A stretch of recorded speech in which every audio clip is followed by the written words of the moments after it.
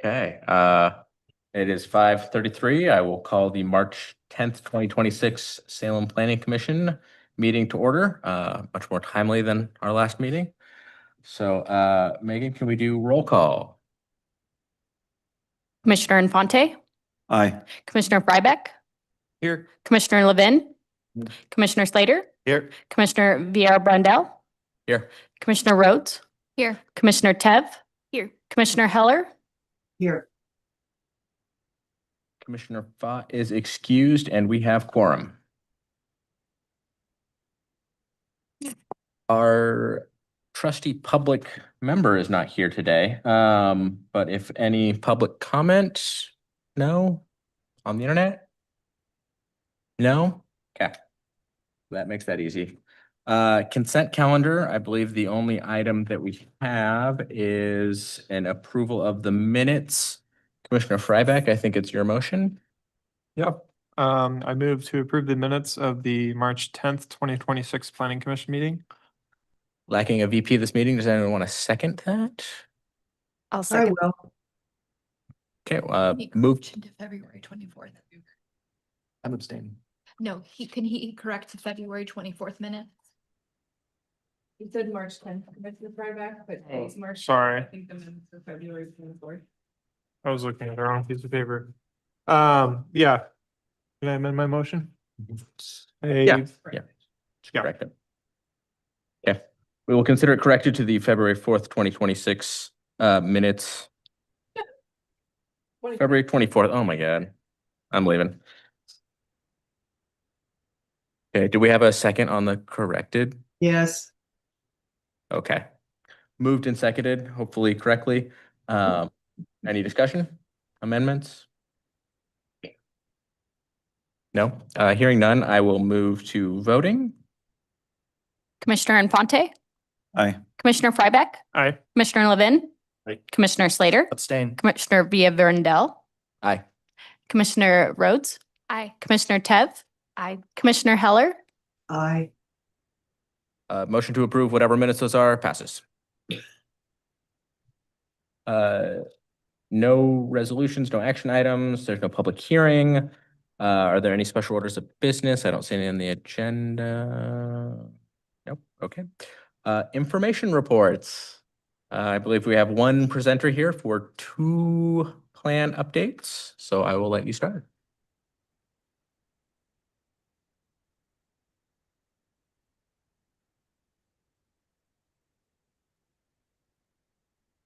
Good. So we have report number from all the advisory next one. We divide QR code and give anybody out a bunch of paper. But items in municipal energy master plan will be discussed. Communities to reduce and scenario based.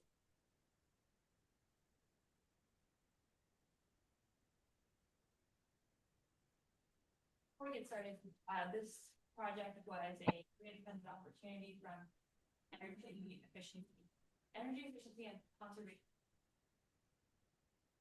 Of energy. Pardon me, but I can't hear the speaker. Sorry, I was misled by the color of the button. Okay. Oh, Megan, go see if it's on. Hi, Juliana Douglas, Climate Action Plan Manager, and we're going to be discussing the Municipal Energy Master Plan. Just briefly, I was talking about how the grant was, or the project was funded through a grant from the U.S. Department of Energy for $214,000-ish, and that has covered the entirety of the project. We initially were more ambitious, wanting it to cover more of the city's municipal energy. But after we went out for the first round of bids, we found out that our ambition was not to the level of the funded opportunities, so we had to scale it back. So we looked at just the municipal buildings, and we're calling this phase one. So we asked them to find ways that we could fund opportunities to conserve energy. And so they gave us three categories, three buckets where we could find funding. First is financing alternatives. The top one in this item is probably the most beneficial, but it has some connotations from a few decades ago. So energy savings performance contracting, if you were around in the 70s, it got kind of a bad rep, but basically what it is it's looking at a portfolio of options and identifying ways to conserve energy and having a energy savings performance company pay for that upfront, and then you pay them back based on the guaranteed savings that those upgrades would provide. The problem previously was it didn't have that performance guarantee to it. And so you would be paying this company and you wouldn't have as efficient as they'd originally promised. So you'd still be paying high energy bills and on top of that, a high energy savings performance contracting company. So they have improved the mechanism for that. And so that one's a really good option. There's Green Revolving Fund, which is basically the same thing, except for it's internally funded. So you put the money up front and then you pay yourself back through a different bank account based on energy savings. That one doesn't have the performance guarantee, so you have to do some good metrics going into it to make sure that you are paying yourself back. Bonds are a pretty basic one, but they are used a lot in these types of work. And then CPACE, or Commercial Property Assessed Clean Energy, is a mechanism that's available in Oregon. Each municipality has to create their own program. The city of Salem is looking at a program. It would not be eligible for government buildings, but we operate a lot of private buildings, so it's something that the private buildings that we lease would be eligible for that type of an improvement. And then federal opportunities, the IRA clean energy tax credits, while they have been significantly scaled back since the change of administration, they are still moving forward. A lot of those do sunset pretty soon. So those are limited. The ones that have the longest operations for that would be energies such as geothermal and hydroelectric. Solar and wind energies are the first ones to go, as well as electric vehicles. Grid resilience, or sorry, Department of Energy grants, those are, again, hit and miss with the change in administration. Grid resilience and innovation partnerships, that is not as much of a grant as it would be leveraging some private financing, but through a federal government mechanism. And then building resilient infrastructures, that one is also known as BRIC, and that one is another grant opportunity through the federal government. And then there's incentives, rebates, and technical assistance. The city already really leverages Energy Trust of Oregon incentives, and that's similar to what is available through utility incentive programs. That would be for if we were using any upgrades that weren't in PGE, Northwest Natural Territory, and we only have limited items that are outside of those in Salem Electric Territory.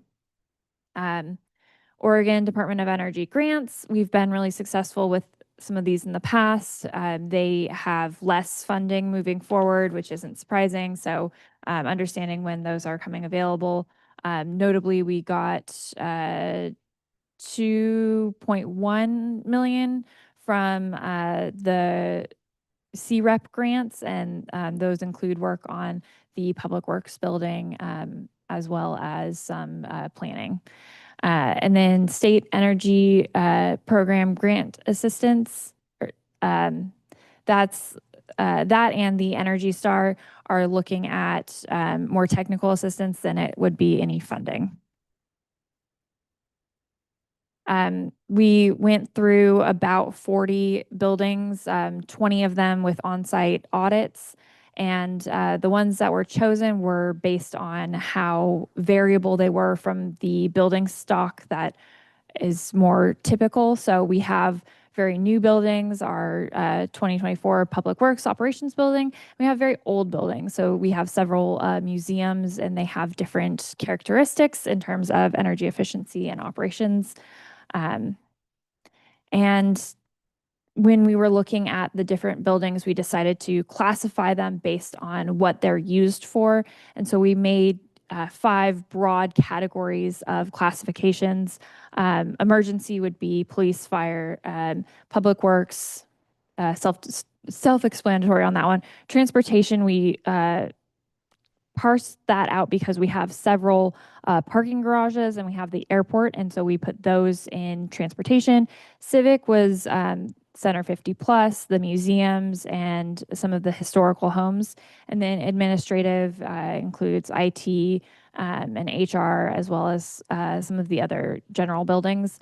And then on this one, notably, we did not include the Civic Center just due to the timing of the construction. We didn't have a great time to look at that and give that baseline. This graphic shows the different sizes of the dots are how much square footage is in that category. So transportation has a lot, but not the majority of that isn't air conditioned. Civic has one of the larger ones that is air conditioned. And then if you're looking at the bottom, the x-axis, that's going to be the total consumption of energy in a year, and the y-axis is the cost. So those bubbles kind of show the relation between those and the size of the square footage. Can I ask just a quick question Yeah. fast on that? Do they have different energy sources? Like, why is the cost and the consumption not totally linear? Yes, so we have several different energy providers. We have PGE, Northwest Natural, we have Salem Electric, and we have Pacific Power.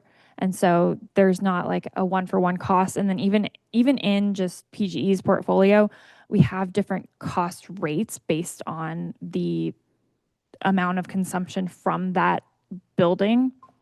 So it actually got a lot more complex. This is trying to like get a little bit more of a bite size into it. Okay, yeah, that makes sense. Thank you.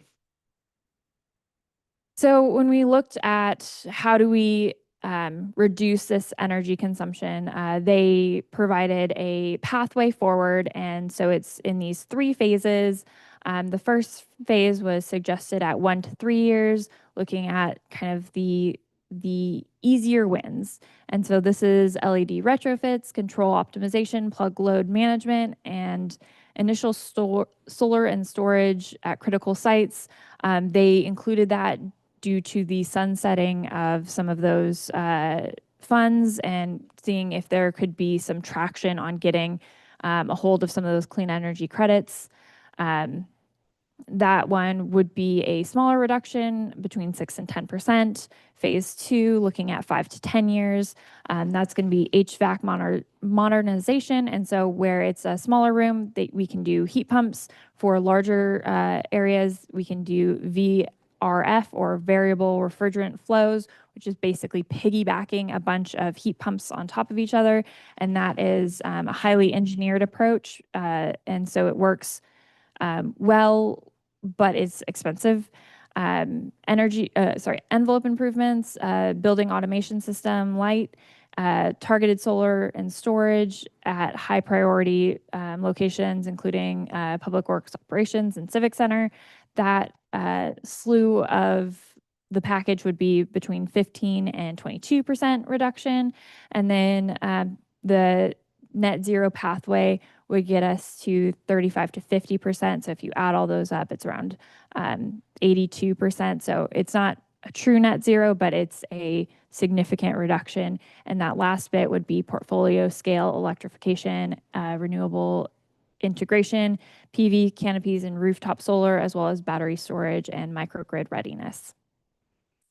And as you can imagine, these are not cheap. So if you look on this, we went through the different types of upgrades and what those cost. So the lowest in terms of savings is also the lowest cost. So if we're looking at plug load management, we could start. No, this is for all of it. Yeah. These are just the different items pulled out from the various phases. So the plug load management is going to be the lowest cost and the lowest savings, and then kind of respectively, some of the highest costs are going to be HVAC and solar and battery, and they come with the most emissions reduction.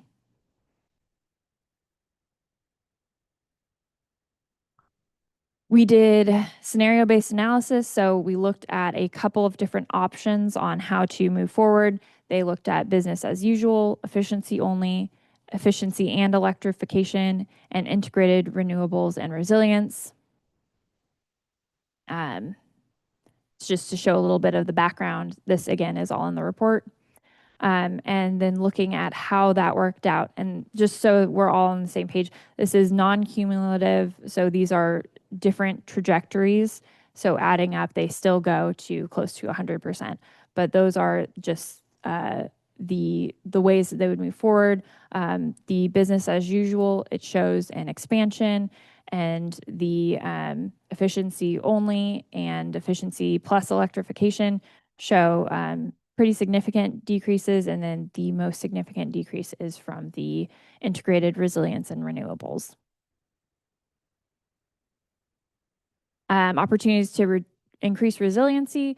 So they were looking at where we would have the most impact from providing solar and storage or other types of renewable opportunities. And when we were looking at that, what we wanted to see is what needed to be powered. And so those critical energy loads are HVAC systems, lighting, communications or computers, and then some other things if we are considering more of a resilience hub approach as opposed to just minimal operations for city functions. We would also include EV charging and fuel pumps, as well as kitchen equipment and shelters. And then we wanted to look at what it would be to have that minimum capacity for 36 to 72 hours. So one of the items that I pulled out of the report was the libraries, and we already have in that red outlined box, we already have some solar there, but they projected what we would need to have enough to do a 36-hour outage under typical-ish loads. And so they did that, and so it would be roughly an additional 60% of the roof would be covered. We looked at several buildings. There were only 3 that we included in the report. They wanted to include WVCC, but that is one of the leased sites, so we removed that. But moving forward, if we get a 911 call center that's city-owned, that would be a really good opportunity. There are some areas that are less desirable just based on use, and would it be a essential service during severe weather. Any questions on the municipal energy master plan? it's very technical and it is a lot. And if you read through all of it, I highly applaud you and thank you. I, of course, have a question. Could you go back to the slide where it looked at the different opportunities, or the different, that one? Oh. Oh, Mhm. sorry. So I'm curious as to which of these are things that are likely to happen over time because we're upgrading systems, or we've come to the end of life for some systems and we're just going to get them because that's the current practice or the most efficient practice, and other things that normally wouldn't happen unless we make like a policy decision to make that happen. So for example, I assume like industry-wide or a site-wide solar PV and battery system is not something that would just happen. That would be a significant policy decision, whereas maybe HVAC upgrades would kind of happen through a natural life cycle process. Yeah, so great question. LED lighting upgrades, there's been some legislative requirements phasing out some fluorescence. And so we already are going through that. And we do those as they burn out. We replace the ballasts and the lights. Plug load management is one that we're trying to move towards. We're trying to update our energy policy to be more mindful of that, especially since it's a low cost venture. BAS, or building automation systems and controls automation, when there are new construction at a certain threshold, we do try and add that. And we try and add in everything that makes sense, which a lot of it does, but there's a lot of cost constraints. So there's not always we're doing these upgrades, so we're going to add in XYZ extra. So those are probably the main ones. HVAC obviously does get replaced when it is no longer operating, but it's not always getting replaced to the most efficient. And so this is looking at more like going beyond what is standard minimum. So, and maybe what is not fully cost recoverable, I Yeah. assume then? Right, Yeah. okay. We'd be volunteering to spend more in order to get that reduction. Yes. Yeah, okay. I was curious, you mentioned on, for like electrification, we would see our emissions go down, but I was just kind of looking at the conversion factors, and it seems like if like you had like a 100 kBTUs of either, say, electricity, you would produce more carbon emissions than 100,000 or 100 kBTUs that would have been produced by natural gas.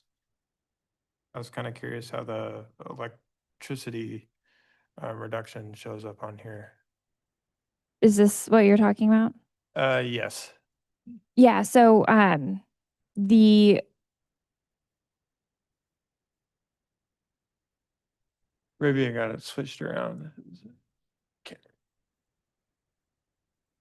the electricity reductions on the efficiency and electrification, it's because we'd be adding more items from natural gas to electricity. So we'd be doing that fuel switching. It would move from a emissions under electricity to emissions under natural gas.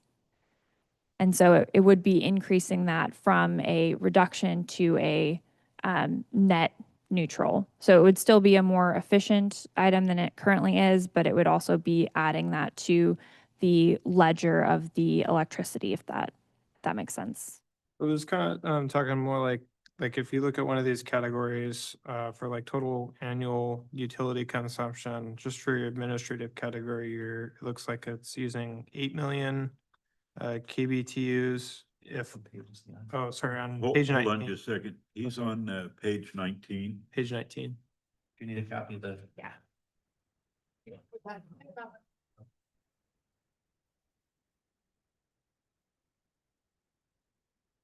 about trick questions, man. It wasn't on this. Oh. Don't you ask the question reference Yeah, to where you are, so. that's a good Okay. idea. So yeah, I was on page 19 and 18 is where the conversion factors are.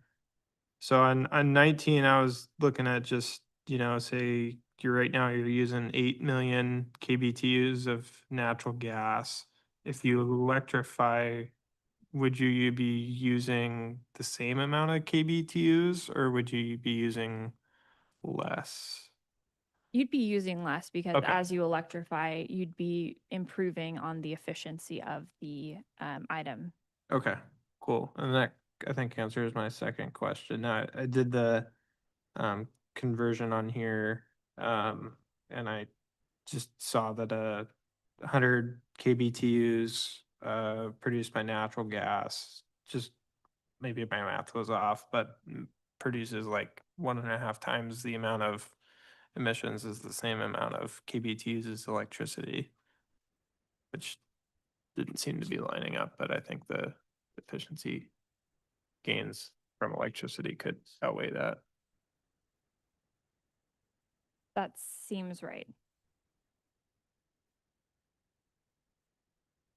So I have, I think, a slightly less technical question. If you go back to the slide that was just up there a second ago, that Commissioner Slater was talking to. Nope, yep, that one right there. The estimated savings is at 0.138 per kilowatt hour, which is a better rate than I pay for my electricity. And with data centers coming in and demands for electricity going kind of through the roof, I think we should expect that number to go up. And so the cost savings would also go up, right? Because we're going to pay more for electricity from the utility, almost certainly. Yes, and these are at current bulk rates, so this is like our lowest cost rate for our highest consumers. So these are all economically very conservative values that likely, Yes. I think based, it's all variable, but based in reality, we would expect to save more money than this. Yes, and if we go through an energy savings performance contracting evaluation, they do high-level projections of what they anticipate the cost increases to be, and they base your payments off of that reduction. And so they have very, very technical, high-end, very specific calculations based on that. This is just high level, so then we're on the same Kinda page. getting and the it's idea very across. conservative. Okay. Okay. I think that was kind of the gist of my question. So the people that are really deep diving into this are factoring in that they assume that in the future these rates are going up, and to really accurately address whether we're creating efficiencies for both energy and cost, we should be looking at the right prices for electricity. So Exactly. And when we have kind of these internal discussions of, well, this is how much we're currently paying, what does it matter if we improve efficiencies? It's like, well, if we're paying this anyway, then even if we just recuperate our costs, it means that we're paying, this much less and we're contributing this much less to capacity of the grid. okay. Thank you. I have a question. Commissioner Lewin, go on. Moving this plan forward, do you anticipate that the city's real estate leasing department activity will include any energy efficiency into their property requests, stating that it needs to be a LEED level building of, whatever that degree is? I do not think that we will ever require LEED certification due to the tremendous cost that goes along with that effort. I do think that with House Bill 3409 and the building performance standards, that's going to deal with a lot of the efficiency questions right there, and it'll require attaining a certain EUI for each property anyway. So I think that that will help be one of the drivers. But the other item that I've been talking to real estate about is about how there is a there is an equity issue on like if you're not habitating, but co-leasing with people that are using more energy. And so we are having these conversations about like what is the correct approach. And I think that there's some metering issues that can be sorted out, and also just having a citywide approach that prefers higher efficiency will deal with a lot of that. I don't think that we need to require LEED certification.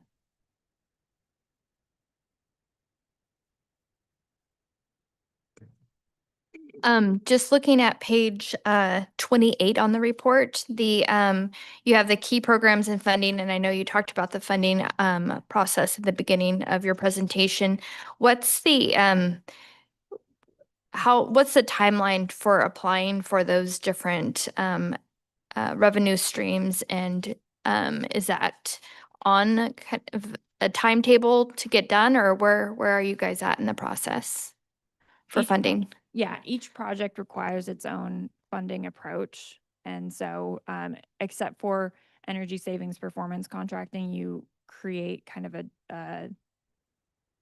a portfolio style approach. All of the other ones you'd have to like pace out. For some of the different items, we have one solar project that looks like it could be a good fit for the clean energy tax credits. Other ones, the Energy Trust has rolling timelines, so we don't have a lot of push on getting those through in a certain time, and we're able to apply just based on when the projects come available. And bonds, they again can come up as the projects come up. So it's not necessarily something that we have to meet the grant funding to the projects, except for some of those clean energy tax credits. Everything else, we can meet the projects with the funding. And all the funding for this is coming from these, or are you looking at kind of the tax base or the city for some of the funding on this?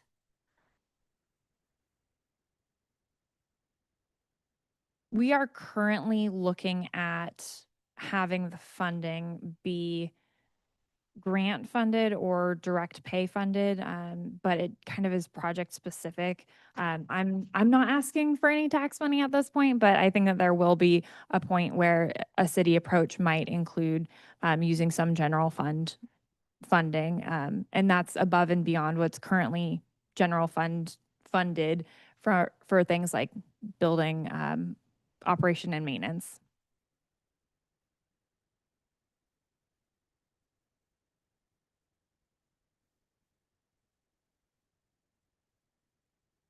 I'll ask one. A while ago, the city did a solar study at the airport. Can you remind us of what the outcome of that was? That we didn't have a good option until they built a new tower. And a new tower for the airport? Yes. The placement? It's the reflectivity study. So it would be not good for the air traffic controllers. Okay, thank you. Now that there's no airline there, are we going to revisit that? I have not been privy to this conversation. I knew the answer was no, but I thought I'd ask.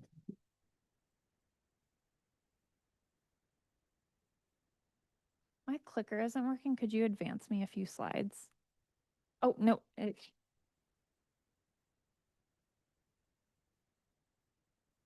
Nope, it's not.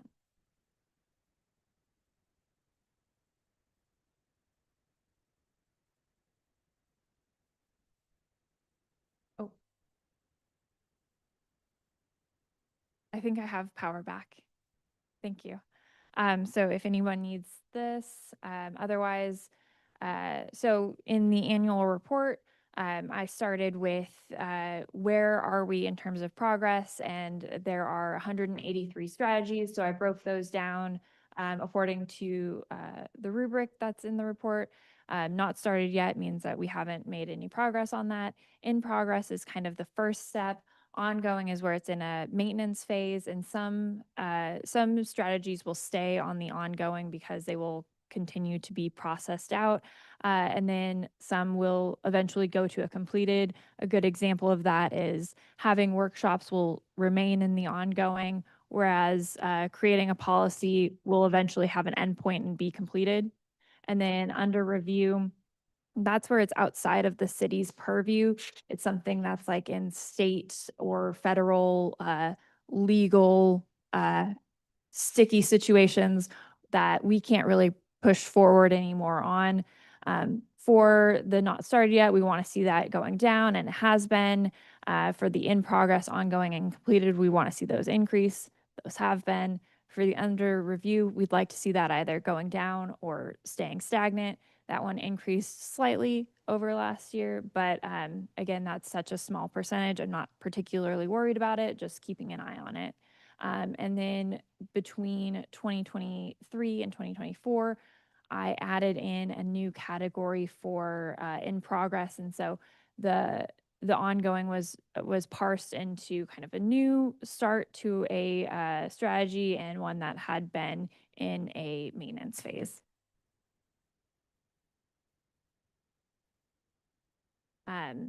And then for this, I went through the work plan for the 2025, and I each task I aligned with the strategy that it's referencing and where those strategies are currently at as the end of 2025. All of the strategies that were in the work plan had progress on them, and all of the tasks were categorized like that because a lot of single tasks hit on multiple strategies. And as the Climate Action Plan Committee meets, we go over the different strategies and kind of give an update of what those progresses are.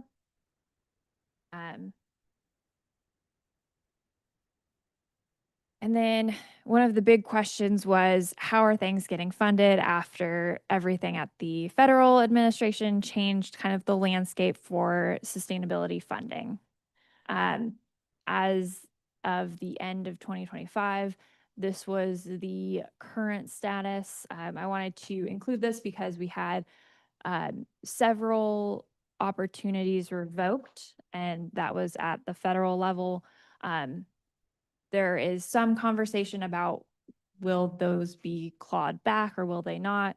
As of last month, one of the technical assistances did get brought back. So the Charge Smart Bronze, the Electrification Coalition, getting a Charge Smart certification, they were reinstated for their federal award. And so we will be making progress on that in 2026, but it wasn't one that we could wrap up in 2025. Were there any questions on any of the funding? I know that this has been, this was a big hot topic in the CAP committee, so. Okay. And then not every strategy I reported on was something that I personally did. So I just get to take credit for other people's work is that part of the report. So we had downtown paid parking, and we had the transit signal priority, a different TSP than you've probably heard of, but this one is when the buses are running behind, they can either have a green light extended, so then they can kind of remain on time, or have I think that's the main one, is like the green light extending to allow them through the intersection. And so there's one Route 11 that has that currently, and they're looking to other opportunities where that would work. And then we did several workshops, and we did our first bike month with 6 different events throughout the month of May to engage folks on active transportation. We did home weatherization and energy efficiency workshop. And we did a plant walk with the Marion Soil and Water Conservation District. And we had Solar Oregon come out for a how-to solar and storage workshop. That's from our annual report. Any questions?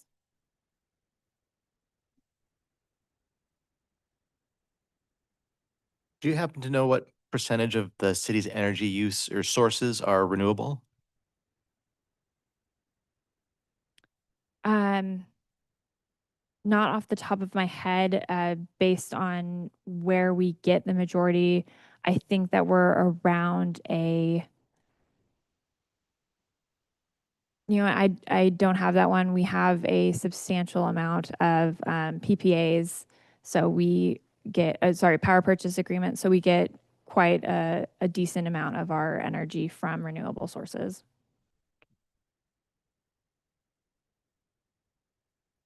I was curious if you could talk about your commuter benefits programs and other things you guys are working on page 9, TL 21 and TL 18.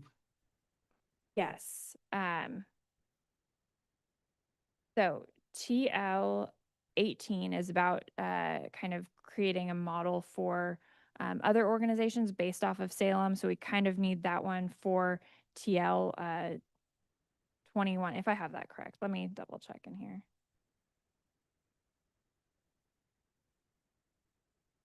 Yeah, so TL 21 is about the city's employees, and then TL 18 is about kind of creating a template for other organizations. So TL 21 is using the Get There Oregon Challenge, and we had a substantial increase in participation in 2025 over 2024. We did outreach to our staff, and we were using the Get There Oregon platform to have staff log their trips of other than drive alone trips. And we had quite a few folks that were even logging their walks to get coffee in the middle of the day. So it was a pretty good employee engagement opportunity, and people did kind of have those competitions with each other. So it was a good turnout for that one.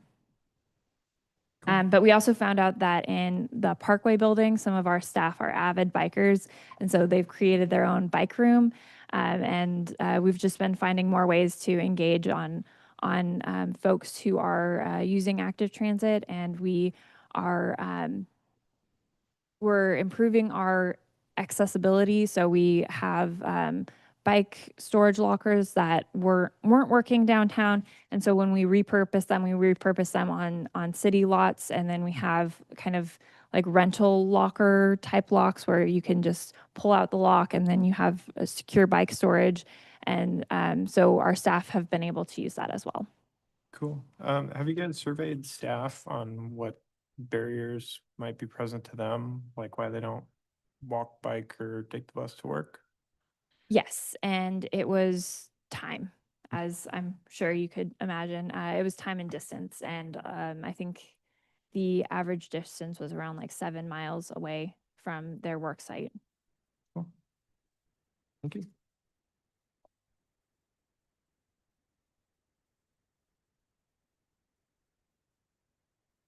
Go ahead. Thank you for your presentation and all your work so far. I have kind of a big picture question for you. So in the report, there's a section, let's see, page 5. It's just kind of where we're at, how, the not started, in progress, ongoing, etc. I know at this phase, we're kind of still grabbing low-hanging fruit, and that probably our effectiveness will taper off the farther we get into this process.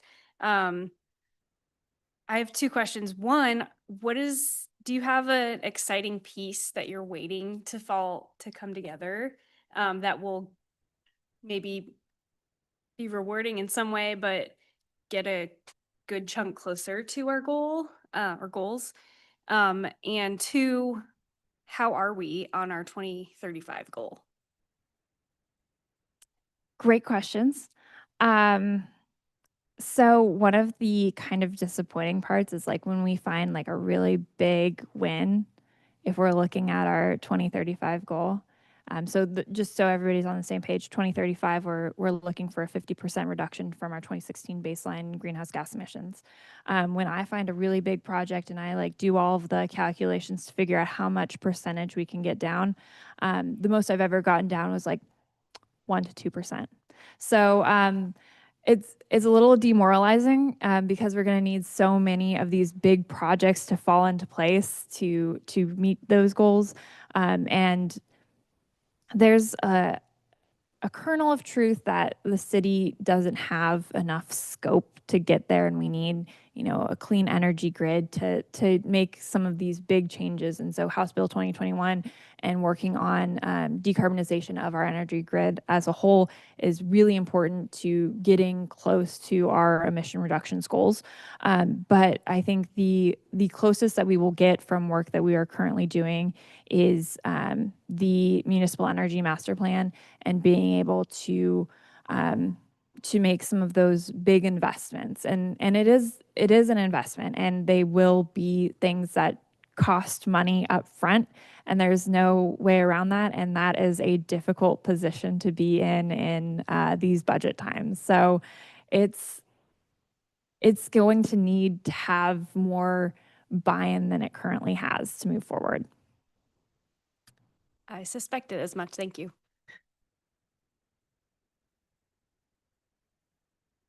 So the municipal energy plan is projected out through 25 years? Is that the case? Is it? No, we had that originally in the first RFP. I think that we projected it out 10 or 15 years. So it does coincide with the 2035? Now I'm Climate change questioning goal. myself. We changed that one several times. Oh, I don't think here. I think it's in your Yeah, I'm seeing 2035. 2035. Okay, thank you.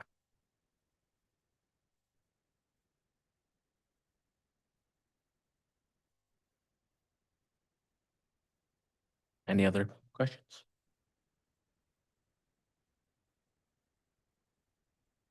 Thank Thank you. you.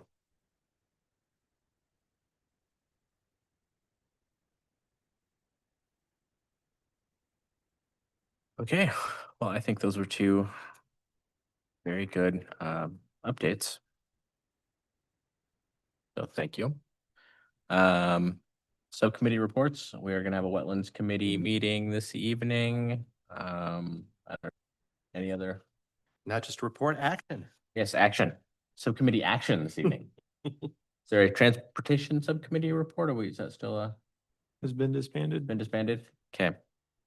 I guess we have no reports then. Planning administrators report. It's fast. Sorry, I was really clicking.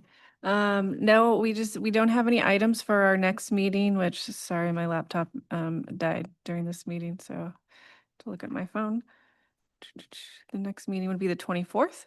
So do we want to cancel that meeting? It's be March 24th, 2 weeks from today. Any nods?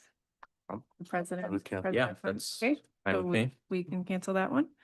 And I don't know that we don't currently have any items for April, but I suspect we will. So April 14th would be our next meeting. I don't think I have anything else besides that. Okay. Okay. I have a question. So Which later. thank you. Can you update us on the repairing inventory? We have received a draft of the phase 1 data from the consultant, and the staff are reviewing it and working through the draft that we received. And does that include, so you just said data, so that includes the mapping and all the other material? Okay, great, thank you. Yeah. All right, commissioner comments for the good of the order. I don't know if we have any. But I did have a thought. This is not really for the good of the order, but I don't know if anyone else uses the parking meters downtown. I will note that you have to put your credit card in really, really far, and I find it very obnoxious. So if there's any way for the next round of machines for it to not be quite so hard to get my card in and out, just want to throw that out there. Since I have this opportunity to say that. Any public comment?